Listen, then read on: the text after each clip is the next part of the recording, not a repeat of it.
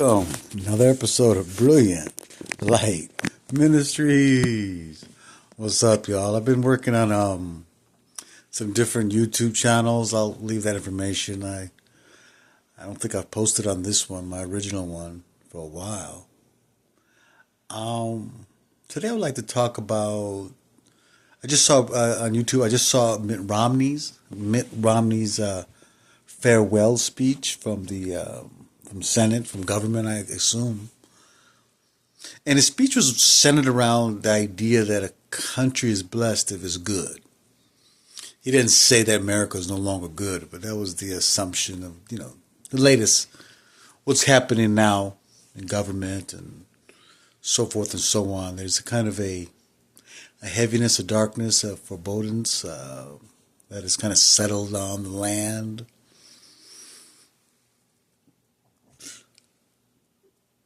And all of that is really biblical prophecies coming to fruition.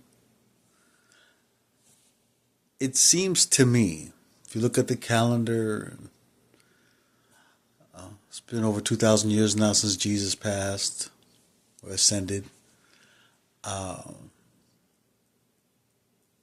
the biblical prophecies and signs are there.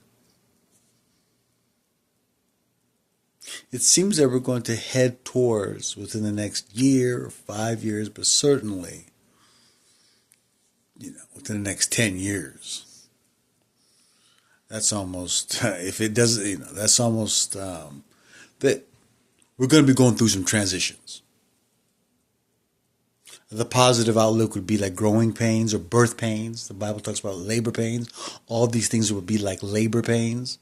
So for me, labor pains would mean that you're giving birth to something new. So you're going through labor pains. But prior to so what are the labor pains? The Bible talks about the earthquakes and the plagues and the wars and so forth and so on. It's just like, wow. But it's not a forever thing. It's like 3 years, 7 years. But it seems to me it's almost inevitable that we will be going through a period. So the question is, how do you survive and thrive through whatever seems to be inevitable? I would suggest for one, document in your mind what has worked for you in the past to get through some things. And refresh those practices. Number two, meditation and prayer. I mean, you can get any information from YouTube, online. Meditation and prayer. Why that's important is it kind of gives you emotionally, psychologically a kind of resilience. That if the time of sorrows and time of tribulations do happen within the next few years, that your system won't be so shocked that it'll go into some kind of, you'll crumble and just disintegrate just by the sheer terror of it all and the enormity of it all and the disappointment of it all. I like to say a drop. I just need a drop of faith and spirituality.